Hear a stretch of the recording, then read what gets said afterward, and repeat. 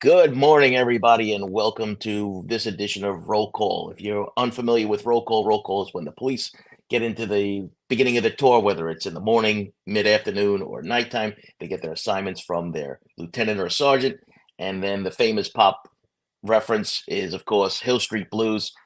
Be careful out there. So today we got a jam-packed show with you. I got Mike in the green room. We're going to bring him on now.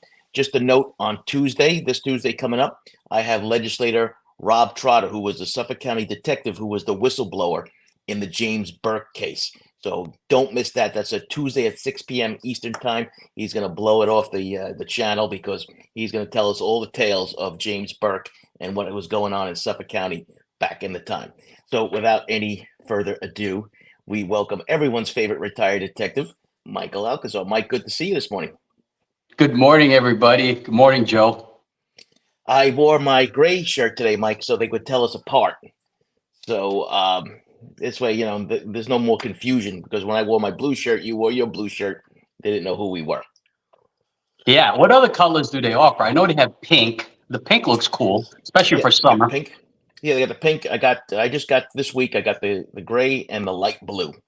Nice. And so just to if those are interested in any of the shirts or the coffee mugs, they're in the merchandise shop, which is a link in the store, and that's my sales pitch for the day. Anyway, Mike, we have a. Go ahead. Sorry. I was just gonna say I made my chat because I do love the chat. It's nice and big. Jay, I've been trolling. Jay just commented. I have been trolling Jay's followers. Oh my God, they're so easy. I trigger everybody. I mean, I don't even care either way, but I just love being that guy. But I got the chat nice and big. So if you see me looking this way, everybody, I'm reading your chat. So yeah, that's an important part of the show. It's tough to do this. Everyone's already welcoming you for the story, right? So they all want to hear the story already, but we haven't gotten there. And yeah, but we'll get there. I'll come up with something. I told Joe earlier, I don't even have a story yet, but because some of my stories, they're not PG rated, and I got to worry about your channel. Some of them, I don't know.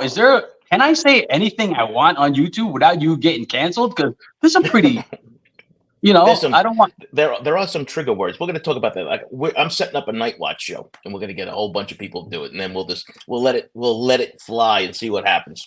But this show is a little bit different. It was almost, somebody had said to me like this is almost like a radio show vibe, the morning show on Fridays, and kind of thing. Yeah. So that's the kind of vibe. So that's cool. I love that. Yeah, that's a good vibe. So I like that. Agree. So I asked everybody in the chat what they wanted to start off with, which case, and it seems as if Rex has won. So we're going to start off with Rex, and we're going to get into, of course, the Karen Reed case. I mean, week 4 is done, and we have a couple other cases that people probably aren't following because of the Karen Reed case, and then the LISK kind of elbows their way into it. So we're going to bring some light into some of those cases because they're actually pretty interesting. So let's start off with some Rex. Are actually more interesting. I find them more interesting. So yeah, but I think the Karen Reed trial has taken up everybody's focus. So that's why we want to bring you some other cases that you will, might not be able to. You're not following, but maybe you will be after this. So it'll be interesting. Raul wrote, "Rex will never win." Yeah, I agree with that. He won't win in real life, Raul, but he'll win today, and we'll talk about what's going on. So. Most of you are all caught up if you saw our show specifically the other day, which is now over 11,000 views, Mike, that one we did with Josh and you and Raul. The district attorney showed up yesterday. He was at the house for about 20 minutes. I thought that was pretty telling about who's running this because, Mike, I haven't seen the Suffolk County Police Commissioner show up. I haven't seen the Nassau County Police Commissioner show up. And I haven't seen the New York State Superintendent show up. So it seems to be a one-man show running this thing, which makes me a little bit nervous because you want to keep that task force together. But I want to see a united front. How about you? It seems like just kind of like I think he just wants to show that he's in charge. He might not necessarily be in charge. Maybe he just likes the camera time. I wouldn't doubt if the PC showed up, but he just wasn't, or he just didn't show up. Maybe they didn't catch him on video. He's kind of a narcissist, this dude, in my opinion. He loves his Instagram posts. And says he likes that look at me, and he's doing a great job, folks. If you love him, I love him too. But he comes off a little narcissistic. I sent a funny meme to Joe. He kind of reminds me of young Frankenstein in that picture. He kind of looked a lot like what's that actor's name? Boyle. I forget his name. Peter Boyle. Peter Boyle, dude. He totally looks like Peter Boyle. So, Well, look, I only worry about the leadership angle of it, right? So when we saw Rodney there, we saw everybody at the podium. We saw some of these pressers. So when the presser comes, that's one thing I'm going to be looking for, Mike, is when we finally find out what is going on between what really was happening with the searches out east, and then of course the new search warrant. I want to see a united front. Yeah, for sure. And I'm sure that's what's happening behind the scenes. And I mean, they wouldn't have the search warrant if the work wasn't being done. There's definitely progress. Hopefully, we'll get some information very soon, and it should be very interesting. Yeah, no. So they actually took a couple of little interesting tidbits. So they actually were caught on camera, not caught, but they were on camera. The police were taking paint chips from the porch. They took a rope from the porch. They were looked like they were taking some of the wood area that is used to hold this house up. What's your now that you know that, I just told you if you weren't aware of it before, what could you think their reason is for them taking that? Yeah, that's definitely very telling. Maybe wherever they found something, maybe they found paint chips, maybe they found rope that they think matches what's in Rex's home. Something they found they think could be linked back to Heuremann's home. So, I think that's where I go with that right away. And you just told me that. I actually didn't know that. So what do you think? Well, I'm going to take a little bit of a darker turn. I'm going to take a look at a little bit of a darker tone on this, because I'm thinking, listen, we have those 400 something digital pieces of evidence that we don't even know are all his, right? That can contain videos and photos or what have you. They could, right? We don't know for sure. But for me, to take specific paint chips or pieces of wood or that rope, like you're saying, Mike, it has to do with another crime scene. It has to do with something with another victim. I think it's rather interesting. Maybe it was something that was repurposed from inside the house that maybe showed up on something.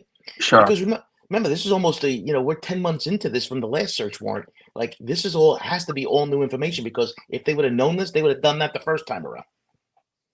Yeah, I agree. In fact, when I was on News 12, not to give a shameless plug, but I did tell them, and I know you're going to agree, that I told them when they go back, I believe they're going to start like the crime scene like they've never been there before. So they don't miss what they missed the first time. I forget, it was Rachel, I forget, Yankunis or something. She was the one that interviewed me. Here's a tidbit, right? You know how we always say, like, we give good quotes, and then they don't let you say it. They don't show you a clip saying it. So Rachel actually stole my quote and said it first. Like, I said, all right, Rachel, you can have that one. Yeah, that happens quite often. And one of the reasons why I wanted to start this channel, because you do so much TV, they never take the good parts. They never take the exact things that you're actually talking about that's valuable. They always take some quote that means absolutely nothing. So this gives us a chance that to get it out there. So I just want to welcome Jennifer to the channel. Thank you for becoming a member. Raul had said something clearly. The house hadn't been painted in over 27 years. 27 years ago, that's when Peaches was found. Yeah, no, Raul, it's a good point to bring out, because remember, very true. Yeah, the Peaches is also the case that I'm going to be focused on, because I've been focused on that one in regards to that's the one I believe has the best chance of being solved, because it was in that container, and maybe there's some evidence in there, right? So who knows where that leads us? But they took a lot of stuff out. But Mike, one of the observations I made was the stuff wasn't heavy. I saw one cop, he had 4 boxes he was carrying, and he was actually carrying them away from his body. So, kind of pushing it away from him. So I don't know exactly what was in those boxes, of course, but whatever it was, wasn't very heavy. Maybe clothing, Rex's underwear. Jeez. Asa, people are making fun of me. Asa, I've heard it. Asa. And then the other day I said it, Asa. I got ripped apart for that, but could be Asa's clothing. Who knows? Maybe they found her clothing on a scene. Who knows? I still feel like she's not completely, not informed about what was going on. I'm not saying she partook in it, but she had to have I feel like she had to have a little bit of a clue, what was going on with this, this Shrek of a husband that she has. Well, you've triggered a lot of throw up emojis right now with the with the underwear Dead? quote. Yeah. Underwear? What is Rex's underwear quote? Yeah. So Rex's the underwear is a fucking sail for a sailboat. but we're talking about this is now going on for 4 days again. I didn't think that this thing was going to be this long, right? But then I saw those command trucks show up, Mike, right? Once those command trucks show up, they're in for It's the serious. long haul. Yeah. It's business time. Cakes Boo became a member. Thank you very She's the best. She Thanks. really is the best. We destroyed her name, and Well, she no, reads I did. I destroyed her name. And she still comes back to listen and to she's us. That's good. what She's good. She's good. And it is Pokemon. She corrected us. Oh, it is Pokemon. Pokemon. Yeah. Okay. Good. That's good to know. I And pay attention. I pay attention. well, that's good because I'm terrible with names anyway. But that's good to remind him. So It must be terrible when you're reading your roster for school. right. Oh my God. It's like with that comedy act, Yeah. they do the substitute teacher thing. Yeah, that's me. I can't. Ron. Yeah, Ron. So, Mike, do you think, just guess, do you think they're going to do a presser about I think this? I think once have they left? Have the trucks left? No, they're still there. They're still there.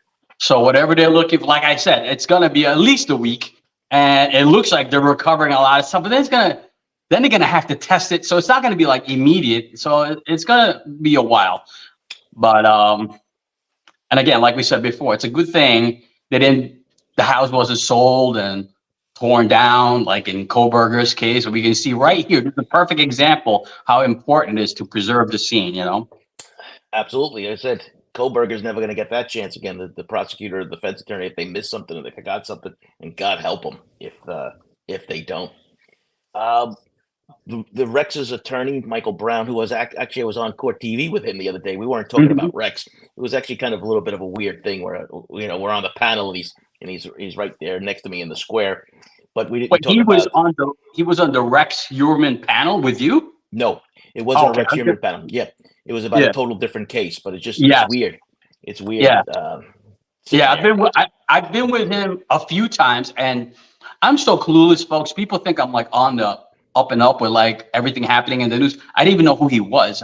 And I'm talking with him. I said, he's a pretty sharp guy. And oh shit, it's Rex Heuermann's lawyer. He's actually very nice. Very nice.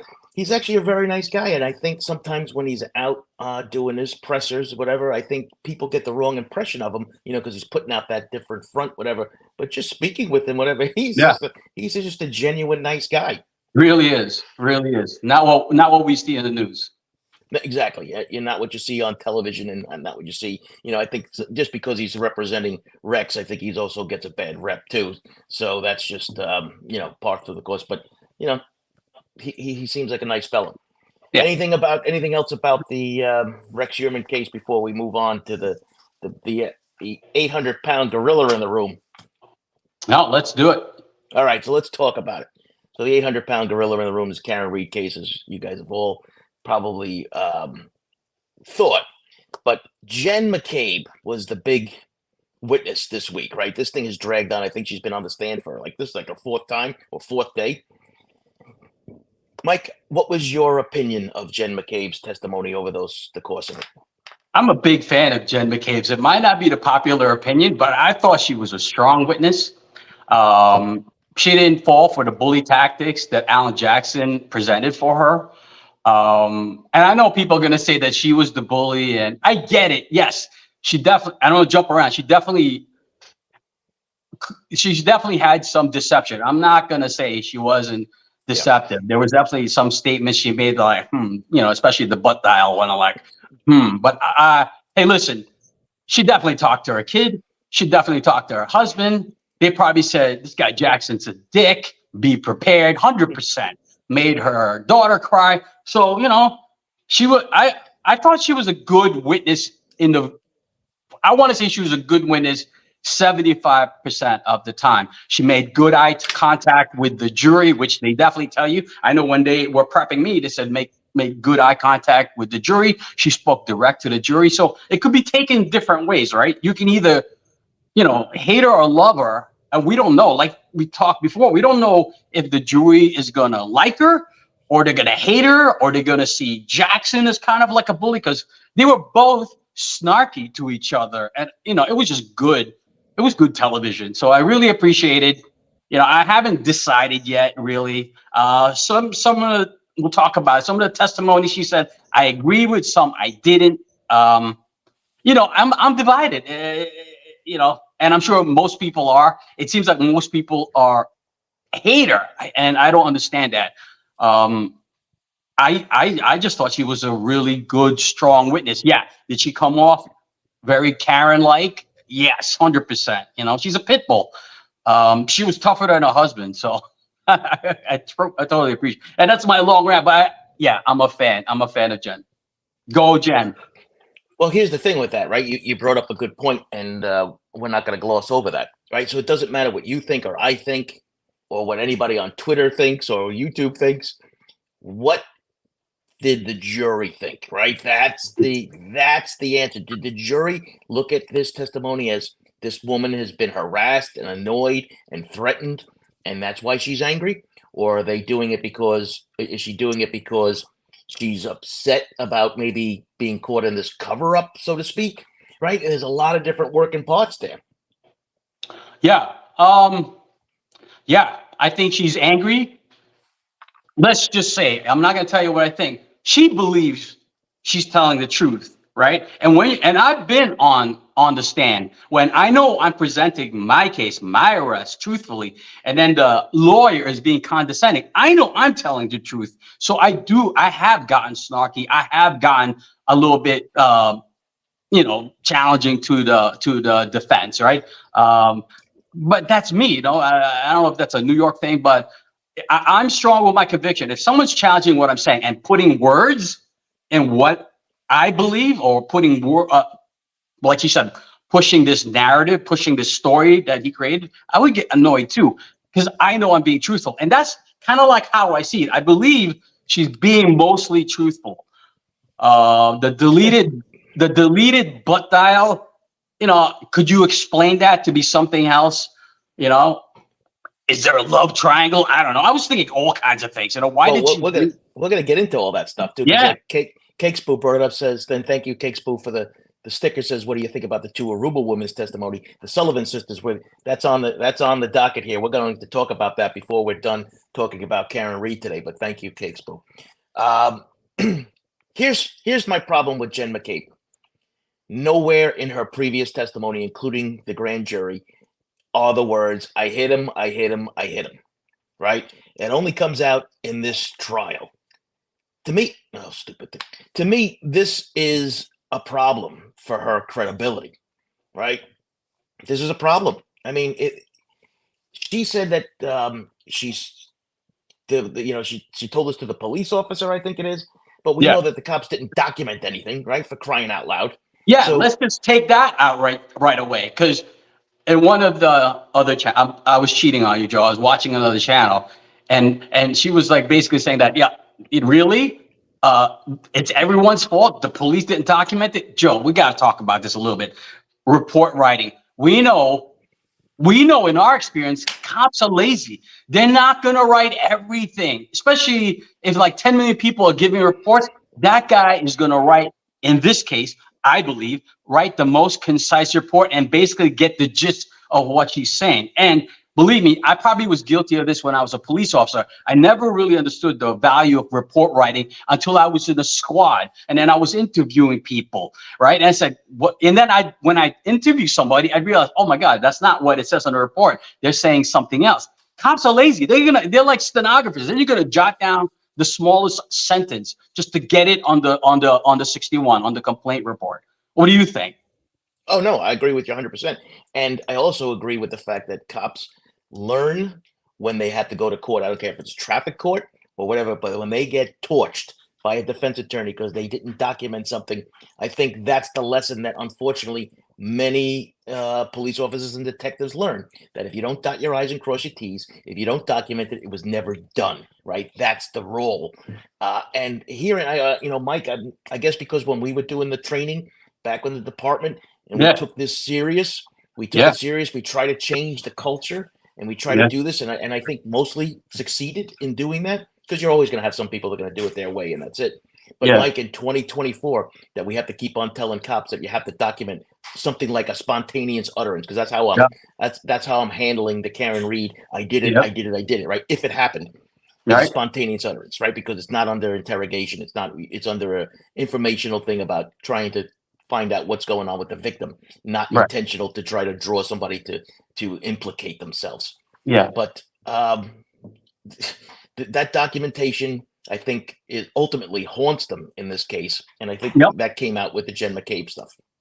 Yeah. Now I don't know what they have in Canton. I don't know if they have electronic documentation. I don't know if it's pen and paper or typing. Right. So we stress that in the NYPD to write everything, because now this is like, I don't know how many years we did ECMS, electronic case management. Everything is searchable, right? Just like Google, we have that in the NYPD. So it's so important, especially for detective, that you document it word for word, so we can find a pattern or an MO, right? A silver gun or whatever the perp says, right? So it's searchable. So that's so important. Again, I don't know what Canton does. I have no idea how they document it. Yeah, well, they're not documenting it. That's part of the problem. But Mike, also, I mean, there's going to be chapters written on this case for policing. There's going to be maybe books written on it. I mean, I have an Yeah. investigation textbook in the 4th edition. If I get a chance to write the 5th, there's going to be Canton stories in there. And I'm Yeah. going to bring out the fact, because I think sometimes cops also learn from other people's mistakes, going, geez, I don't want that happening to me. But Mike, from the patrol aspect, from the beginning to the end so far, I would give it a D- in a grade. I won't give it an F yet, but I'm going to grade it as a D-, which is borderline F, because even there's where is the supervision, Mike? Where is the sergeant or lieutenant at the scene who apparently, according to the computer, was there, but not in real life? That's another issue, right? Yeah. But yeah, hey, did you hear that? Make sure you write that down, document it, and then before you sign off on those reports, hey, listen, Sarif, it's not on here. Where is that statement? You mean to tell me this whole thing, there isn't one statement that was made at the scene? Basically TPO guy was found dead. I mean, that's basically what you're dealing with. Yeah. Thank God we got body cams in most agencies. That will solve that, right? So they can say, yeah, I wrote what I remember or whatever. I documented it, but it's different on the body cam. Yeah, I forgot to write that down. So Yeah. Well, Canton doesn't have the body cams because they've been fighting it. yeah. They got the dash cam. But Mike, I don't want to take us off subject, but the body cams, I was a proponent from these from the very beginning, because of Yeah. cases just like this where you got to, listen, Mike and I have been to a number of crime scenes. I'll just use that as a number, right? God only knows how many. But it's important aspect because the scene is so chaotic, and you as a uniformed police officer is trying to make that chaos into somewhat a semblance of order. And sometimes things are missed, and some things are like, because even people are bringing up now with the Koberger thing. How come the first cop didn't see the knife sheath and the second one found? Because it's a chaotic scene. You don't see everything. Everyone observes things differently, and that's why you do this as a team. That's why Yeah. investigations is a team effort and not a Yeah. solo person. Yeah. Yeah. There's always somebody else thinking out of the box or is more observant or sees something else. I would like to think that most detectives are pretty good at that, but we all know that's not true. But same with people, right? Same with Jen McCabe, right? Some people see things that with the vehicle, some people don't, right? So I don't know if we're gonna get into that, but Well, if we do, I do want to get into that, but if I forget, when I ask you at the end of this, is there anything else you want to talk yeah. about in regards to Karen Murray, you bring it up. I just want to welcome Fur Baby Love to becoming a YouTube member. Thank you for channel member. Thank you very much, Mike. We are zoning in on 375 people. So guys, please welcome. We have retired NYPD Detective Michael Alcazar joining with us for roll call. Just please remember to like and subscribe. And thank you to And all the share. mods. Yeah, and And share. share. And thank you to the mods too for keeping order in the room. So that's a helpful thing. So the Hey, the other I just want to give a shout out to the mods. I didn't realize the mods, they're in different channels, because I seen the same people in other channels that I've been watching. I'm like, oh, that's so cool, you know. Yeah, there's been a network of people that has started when I started this channel with from the shaming of Jay, and Like then Sarah. Sarah's and doing then the and Gizela's Grizzly True Crime, have helped and supported this channel. I mean, Mike, the other day we crossed 10,000. Now we're closing in on 11,000 already. So I was on Gizela's live the other day, but I was nice on that one. I was very nice on that chat because I love Gizela. But I was on another one. I'm not going to mention who it was. Woo! I was triggering people left and right. I got a warning and everything. I got a warning. Great. So that means they'll be coming over here and giving me grief. That's what I want. That's what I want. All right. So yeah. So listen, Jen McCabe. I think it kind of went unnoticed, and I'm going to repeat myself, but I think it kind of went unnoticed because of all the other stuff going on. But Jen McCabe testified, and I replayed it because I thought, did she just say what she said? She said, "I told the police officer that I hit him. I hit him. I hit him." Mike, God, talk about a missed opportunity and something, because the lack of documentation, the lack of anything in regards to I hit him, I hit him, I hit him is astounding, because that is it's a huge part of the case, and it's not gonna work. And you're right. They totally just skipped all over that. Even some of the viewers, you know, now all of a sudden you're going to believe that the police officer documented everything now after everything they haven't done. Right. So, well, and that's one of the things that Mike and I try to do here when we're watching some of these things. We're watching them just like you do, but we also look for those specific police related issues that some people might just gloss over because they're not focused in on some of those things. And that's the kind of thing that I like to bring out in this show, and so does Mike. But there's 12 times that she said in different testimony about basically, did I hit him, did I not hit him? Like, everything was a question, which is much different than I hit him. Yeah, which either way is not good for Karen Reed. If they can prove that she actually said that, either way it's not good, in my opinion. Right. Do you think her credibility took any hits with the jury? Let's talk about the jury. Forget about what you and I think. Do you think Jen's credibility took a hit with? We're going to get into these text messages and phone call stuff. Yeah, absolutely. Especially the butt dials and the deleted, calls. Absolutely. If they were paying attention, if they didn't fall asleep, the jury, which they do, if they were paying attention, that definitely knocked her down a few pegs, in my opinion, regarding her credibility. Yeah. And I'm watching her now. I watched her, and I think you had the same skill. We have a pretty good beat on people when they're telling the truth. And for the most part, I thought she was being truthful until the butt dials. I could tell she was being deceptive. Again, I'm not an expert. I'm not a body whatever reader guy, but I could tell she was being deceptive. Something there was wonky for sure.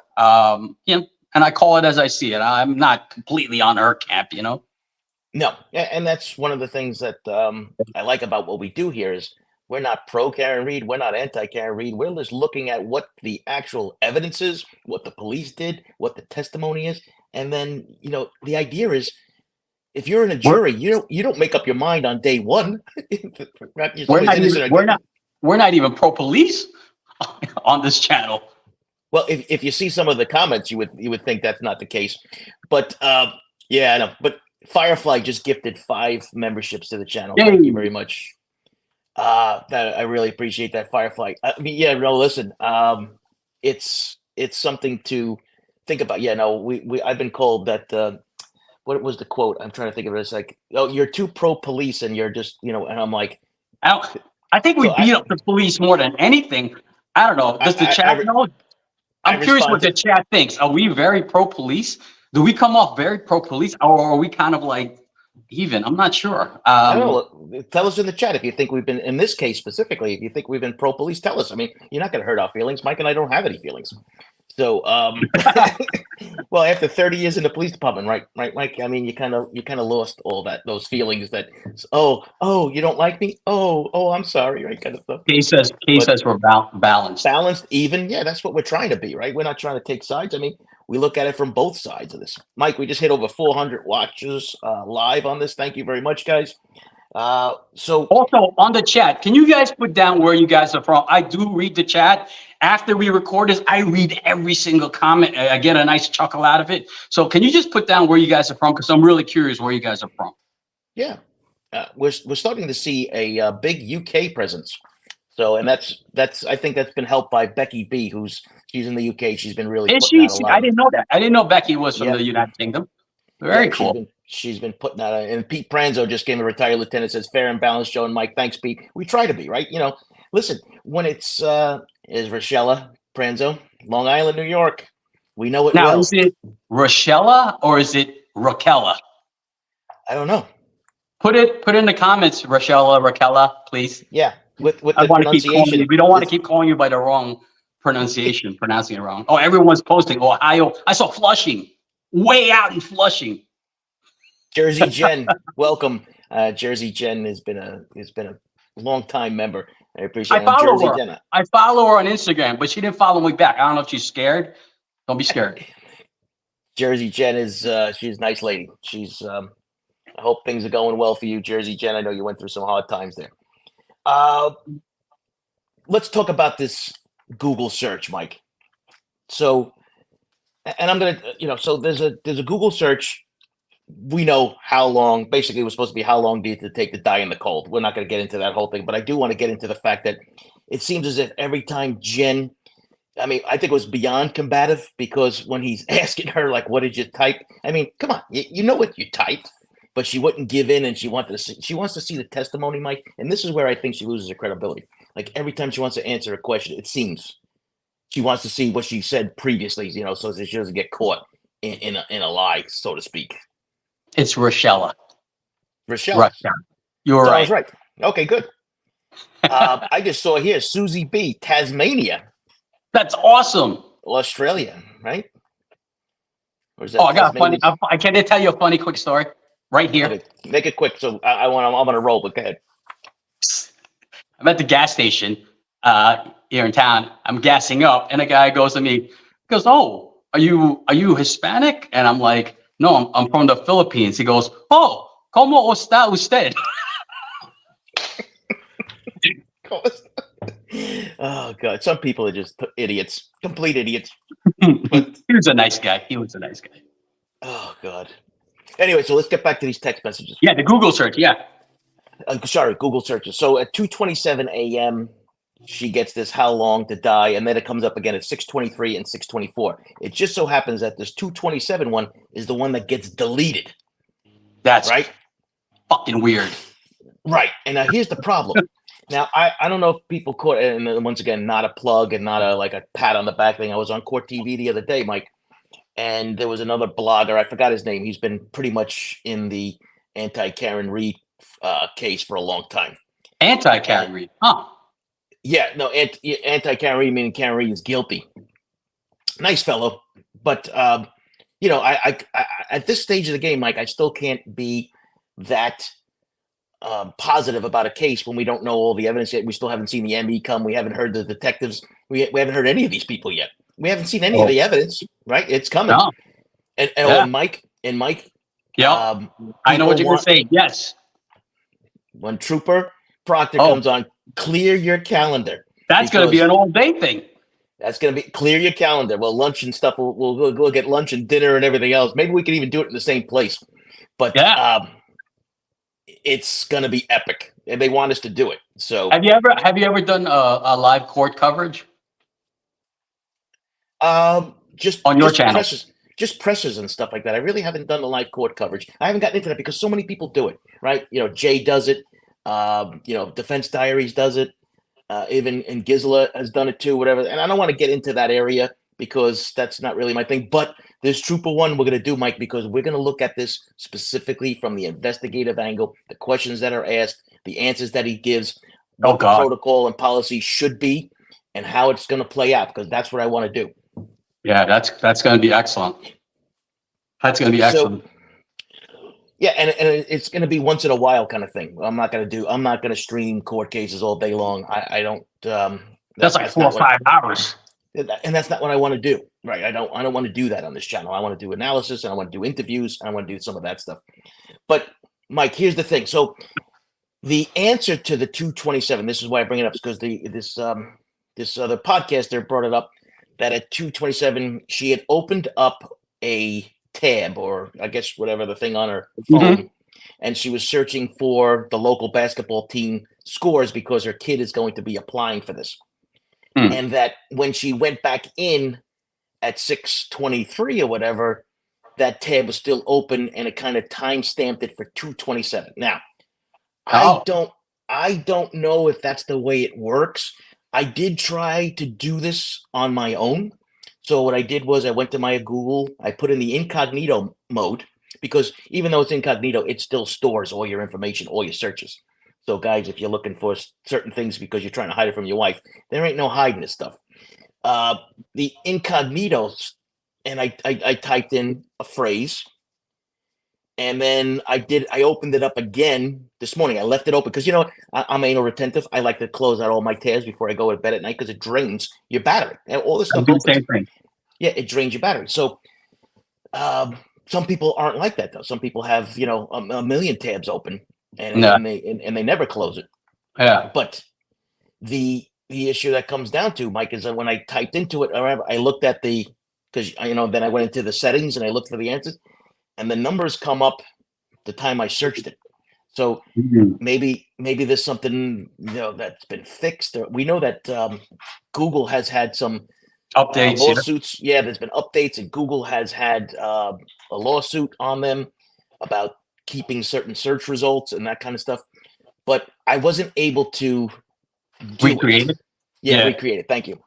So maybe, Mike, maybe you could try it later on. You know, Google something after we're off the show, and then go back. You know, leave the tab open and come back a couple hours later, and then go into your settings and find out what's going on. Because to me, that's the big thing in this case. Because if that Google search that gets deleted at 2:27 a.m.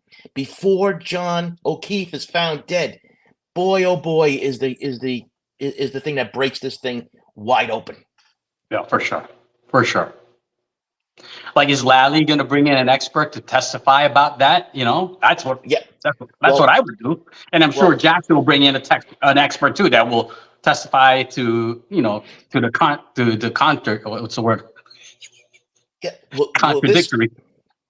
Yeah, but Mike, this case might come down to just this one Google search.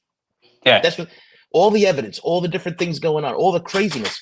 It might come down to this Google search as the thing that makes or breaks the case. That's just my opinion, of course. This might be why Jackson decided to go with this you know, this conspiracy. It might have been that one Google search, and then he did the investigation, and then, oh my God, this too and that too, you know. Dee Reynolds just gave us a nice said, I'm super late, starting for the beginning. Hope you all had an amazing holiday weekend. Thank you always for being informative and thorough. Thank you, Dee, for being here, and thank you for that. Super, I really appreciate that. Yeah, it's going to come down to, so from what I heard on Court TV, and you know, it's not confirmed, but Lally allegedly is going to have the person who wrote the code for the software for Celebrite to dispute what the allegation is from the defense that happened at 2:27. And my response to this, and I kind of got some positive feedback from it, negative feedback, and quite frankly, Mike, you know me, I really don't care what people think. If you don't like what I say, whatever, it is what it is. But I said on Court TV, and they could look it up, I said, the prosecution better be really careful with this, because so many cases now depend on internet records and cell phone records. If you're going to prove that these things are unreliable, boy, oh boy, are you shooting yourself and every prosecutor in the foot. Yeah. Talk about like I said, this is definitely a case study. Everybody's watching this. Everybody's going to learn from this. Lawyers, cops, maybe not cops. Cops, don't watch this true crime. If it wasn't for this podcast, I wouldn't be watching any of these trials. That's just the truth. I just don't. Yeah. But Mike, think about that. Think of the implications that if they can prove that there was something wonky, like you use your word, wonky with the Google searches and the internet records and the cell phone records, boy, what reverberations is that going to have for cases that have already been? Yeah, guys might say, "Hey, retry me, get me out of prison."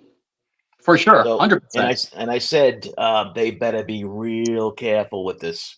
You know, you don't want to blow this whole thing up and try to put now reasonable doubt in everybody's mind about the this kind of stuff. Listen, we know mistakes can be made, and but all of us kind of take for granted that our phones. Most of us don't think about it every day, but it records every different part of your life.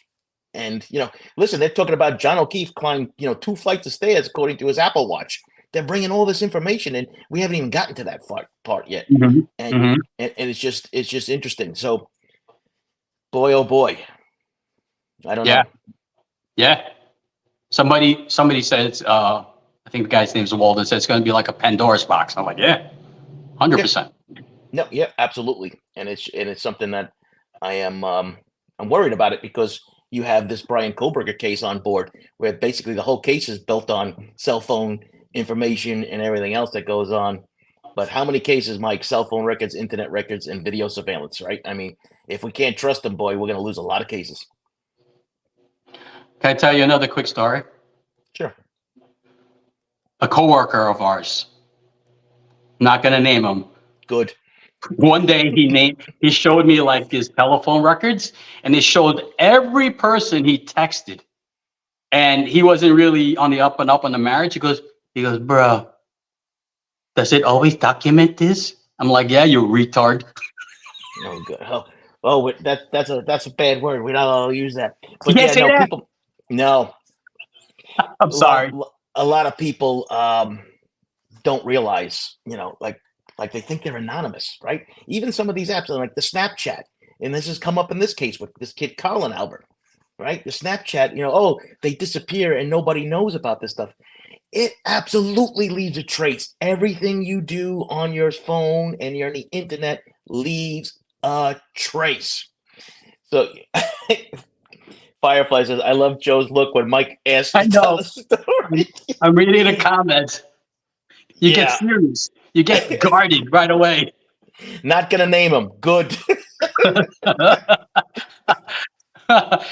Folks, in my defense, I'm a product of the 70s. I used that word 10 million times growing up. I can't even take it out of my vocabulary, but I don't mean, mentally, disabled. Raul said Mike activated Nightbot. LOL. That's one of our admins, right? Nightbot? Nightbot it's a computer program, but it was be respectful of others. I'm sorry, Elena. I'm sorry, Elena. There's certain words are Thank you, triggered. Mrs. Krampus. I'm reading the chat. Yes. I love the chat. I do love the chat. Well, Mike, we just tapped 500 live viewers on this. That's a record. That's how many people heard me say that word. Woohoo! Yeah, that's nothing to be proud of there, Mike. But we'll move on. So let's talk about the Sullivan sisters. So they testified. So basically, I think what Lally is trying to do here is trying to figure out the motive behind this, right? So the motive behind this could have been some infidelity in Aruba. That's basically what we're dealing with. 100%. Trying to establish like a history, right? Between Karen and one of the Sullivan sisters. So for sure. Yeah. And apparently it kicked off like right away when allegedly Karen sees her and says basically, F you to her. And then she says F you to her in the lobby, right? So this thing kicks off, just from each other looking at each other. And it's alleged that one of the Sullivan sisters here is making out with John O'Keefe. And that's what leads to allegedly now where we're, to murder. I mean, can it happen? Yeah, sure, it could happen, but if Lally is basing his whole case on that motive for his murder charge, I think, boy, I don't think he's basing it all on that. I think, again, he's just trying to get the jury to see what possibly could be happening behind the scenes that might have led up to this, or led up to the argument in the car, or whatever. I get it. yeah. Well, listen, infidelity is we know is bad and wrong, but not worth the death penalty over it. That's for sure. So it is what it is on that.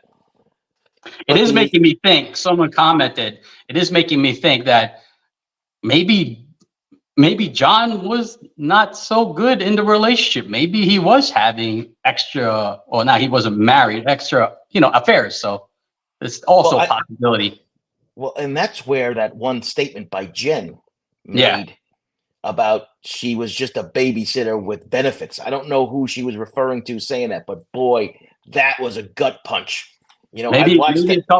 Maybe a couple of these women were into John.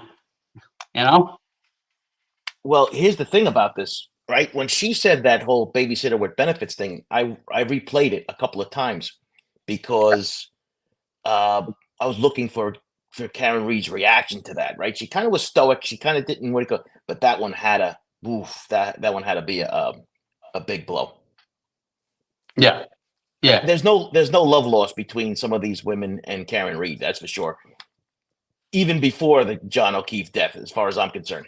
I think this stuff kind of carries over. Yeah, it definitely doesn't appear that way. Right. Yeah. Now Walden says, does it mean she's murderer because she's jealous and angry? Of course not. Right. But I even said it before that. If he's basing this as the motive for his murder, boy, he's in trouble. Because you're getting people who have already admitted they like to drink and like to drink in excess. And that's going to be a factor in weight. I think every time the juror sees one of these witnesses up there, they're automatically thinking they were drunk, they're intoxicated, they don't remember anything, they don't do anything. Boy, oh boy. Yeah. Yeah, they need to open up an AA meeting up there, for crying out loud, because this is just, it's out of hand. Drinking and driving, the whole 9 yards. It's nuts.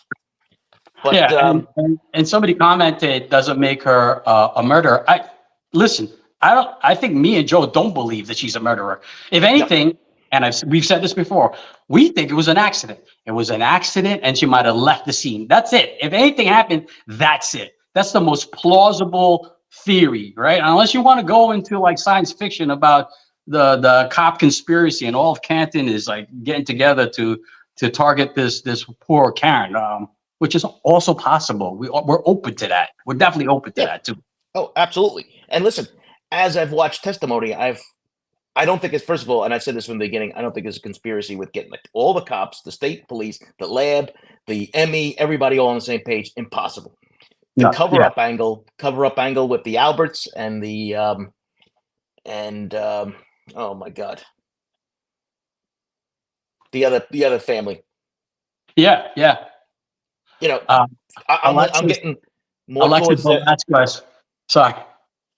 Go ahead. No, go ahead. What did she say? Alexis Velasquez said, I wonder, Mike, if he has an explanation for every single coincidence that this small crew of people has dined that's fishy. Maybe you have. Maybe you have. I don't know. I thought it was me, but now I'm thinking maybe it's not me. Because I definitely don't have an explanation for everything.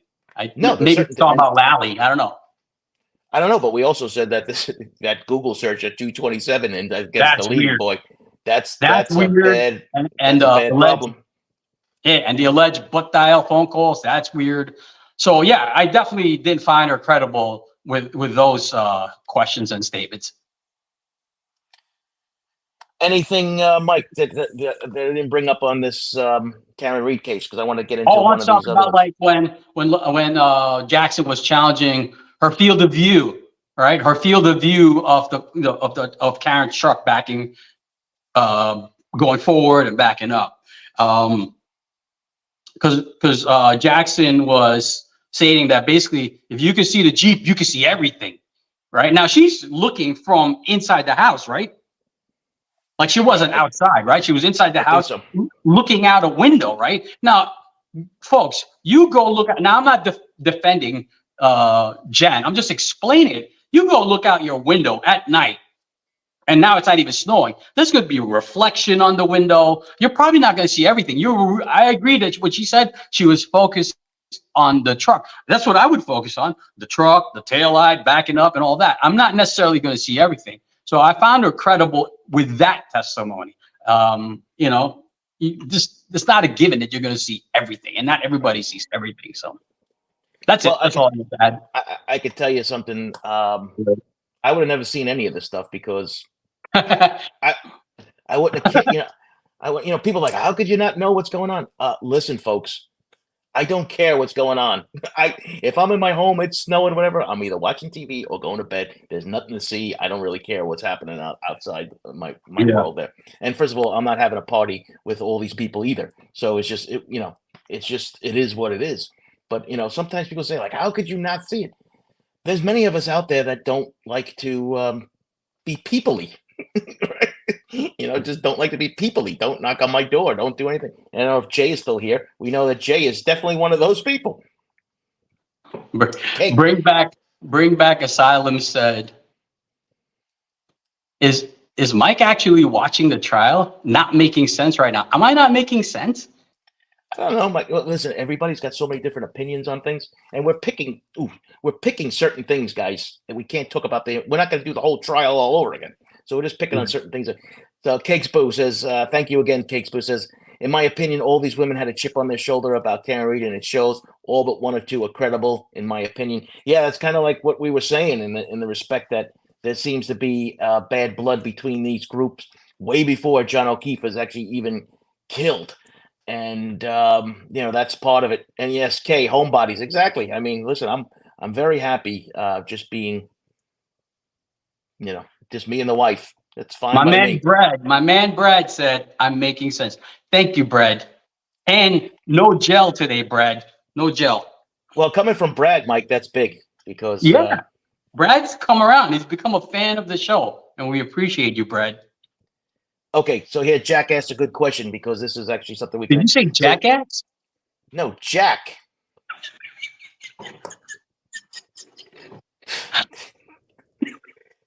We need to get you new speakers over there. What does Higgins proffer mean? Okay, Higgins got a federal proffer, and a proffer is what we refer to as queen for a day, right? Yes, and yes, which is probably not politically correct. Probably not. Anyway. Yes, queen for a day is basically you can go and tell them you were the second gunman on the grassy knoll, and they couldn't charge you with it. It's as simple as that. You could say anything you want, and this becomes this is going to become a big part of this case too when this thing gets brought up. And actually, Alan Jackson has already noted to Higgins about, well, you already said this on the proffer, right? The thing is, they can't even bring in what he said in the proffer, if I remember correctly. Yeah. So if you go to a proffer, they can't mention it anywhere. And I think Jackson was trying to bait him with that and try to see if he would say what he said in the proffer, because that's the only way he could do it. And he didn't fall for that trap. I think that's an important thing too. But yeah, the proffer is big, and that's going to come back into this case for sure. Yeah, Elena said, I heard jackass too. Oh, no, I don't think so. Anyway, well, you know what? We'll have to rewind it later. What you said was Jack asked. Jack asked. Jack asked. Gotcha. But your accent, it just rolled. The accent. What accent? I don't have an accent. I'm gonna give a plug. I'm gonna be teaching a course in Lehigh County. For police officers in Lehigh County. It's going to be a couple of departments. If you're in Lehigh County in Pennsylvania, let me know. Shoot me a text or something on Instagram or whatever. I'll get you in the class as a guest. And I know you're just coming there to see me present. You don't want to watch anybody else. That's going to be like in September. We're going to talk about, as we get closer, I'll get you guys in so you can see me in person. And you'll see that this is exactly how I'm going to teach the class. And I'm going to berate these detectives. Because, that's just me. Firefly, may I ask you a question? All right, I'm never gonna live this one down.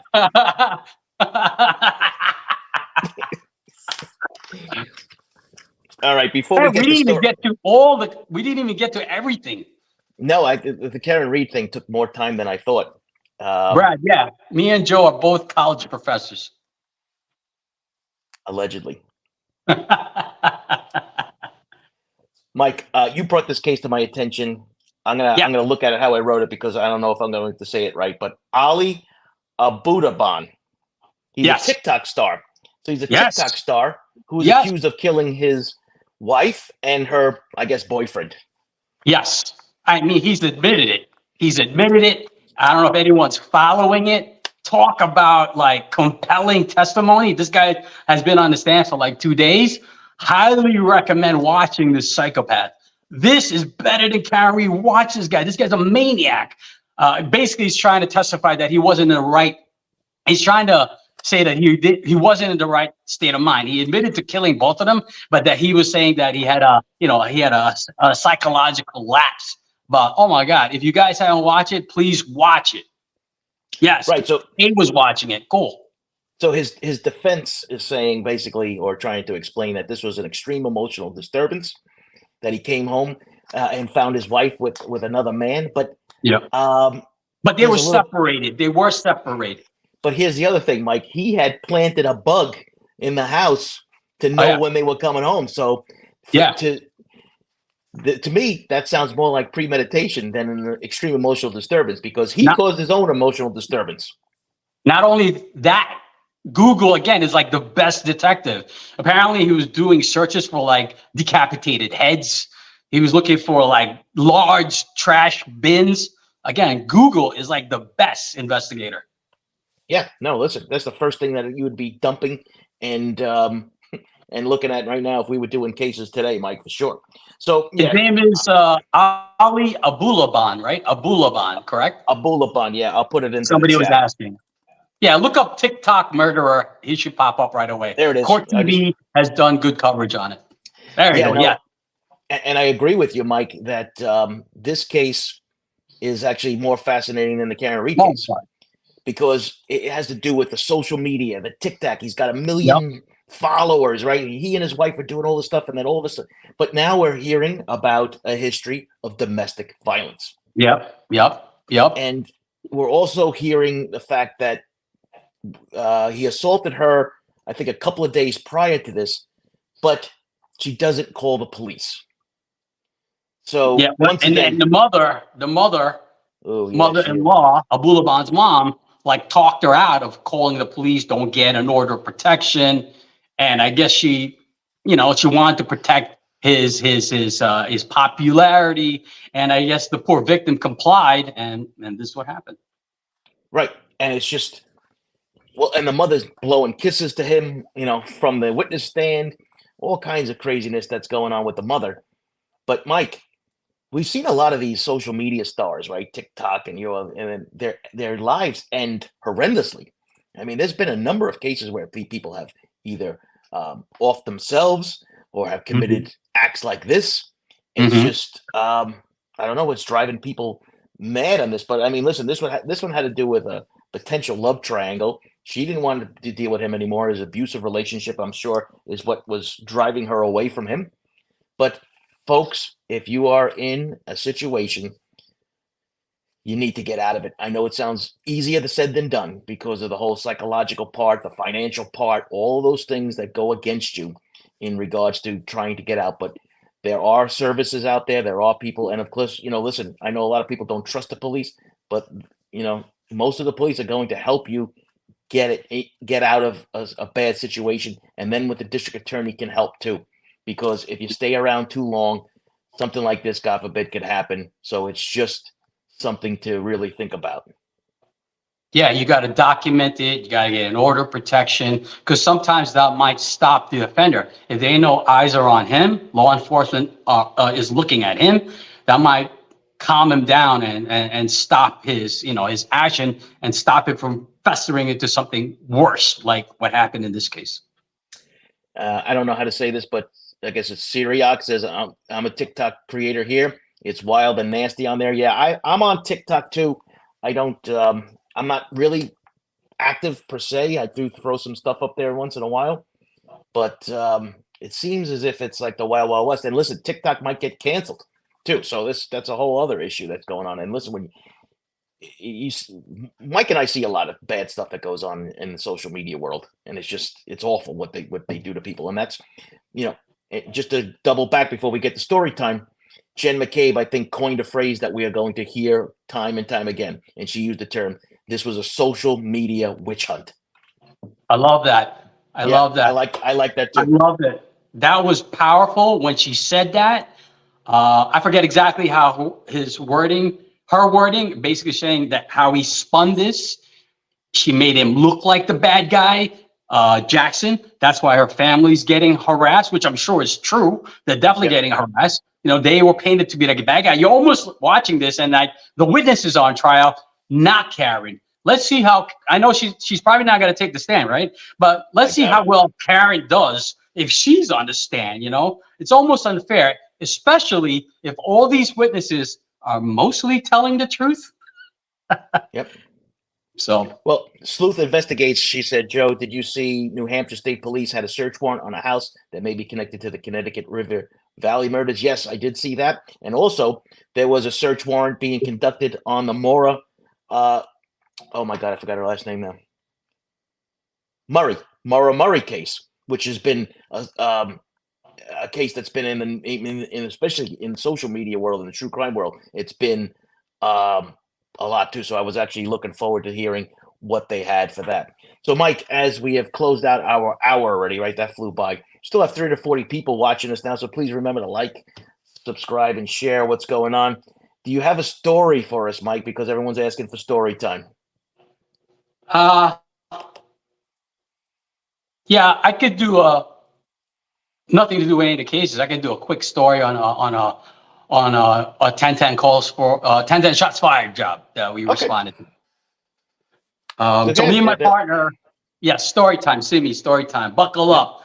This is the clean one. This is not going to be a bad one. This is actually a learning lesson. I've actually told this in my class. So me and my partner, John Hanley, I don't know if I should have said his last name, but God rest his soul. He just recently passed. This is my partner. I love this man. And if you follow me on Instagram, you see my posts. But me and my partner, John, we showed up to a 1010 shots fired.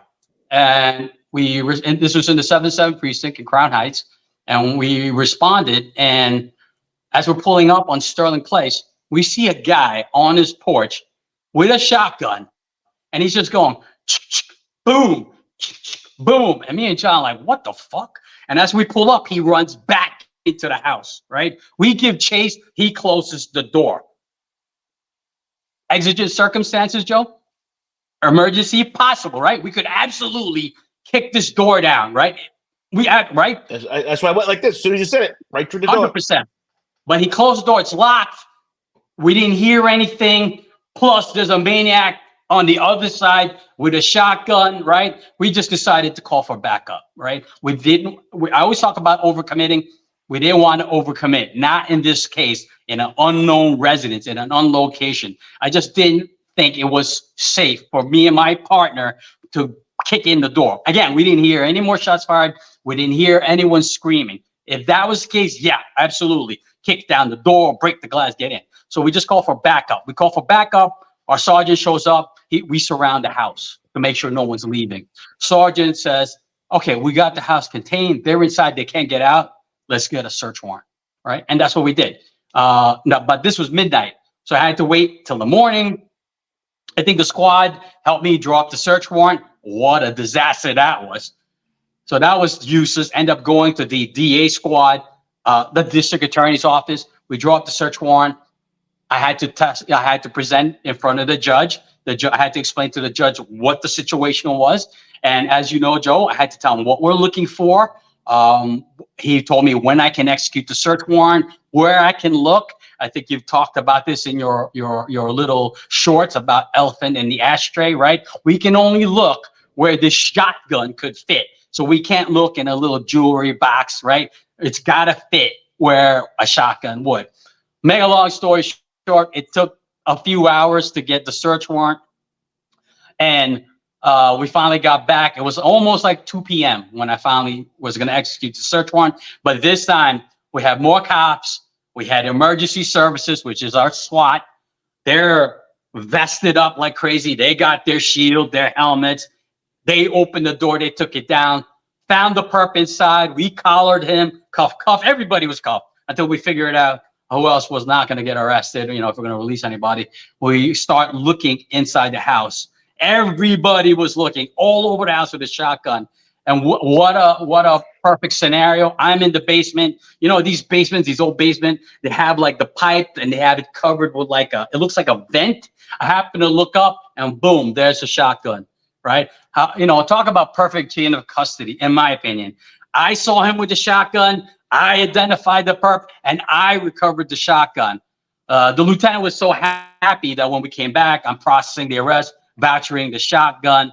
The lieutenant wanted me to address the 4 to 12 roll call again as a learning lesson. Every cop wants to know, how did you do this? How did you get the search warrant? So I basically did like it wasn't a return roll call. It was like a roll call, and I told them about how this case unfolded, how I made the arrest. So Yep, that's my story. Sounds like a textbook case too, and the issue that comes down to the sergeant makes a good move. Like, you know, getting this, you can never go wrong by getting a search warrant. And you alluded to, I have a whole section of shorts that's I think it's titled "Can the Police?" It's on a playlist. Can the police do this? And there's one in there, I believe, or a couple in there, if I remember correctly, about exceptions to the search warrant. And for those that are interested, you can take a look at some of those shorts and see that, and get a little sense about what's going on in regards to you know, what the police can and cannot do in regards to the Fourth Amendment issues. So, Mike, I want to thank you again. We went overtime again. Still 309 people watching. There are so the Shaming of Jay is doing some streaming with Karen Reed. Higgins I'll be on there. I'll be on there, Jay. Higgins is up today. Gizla has some shows. Gizla True Crime.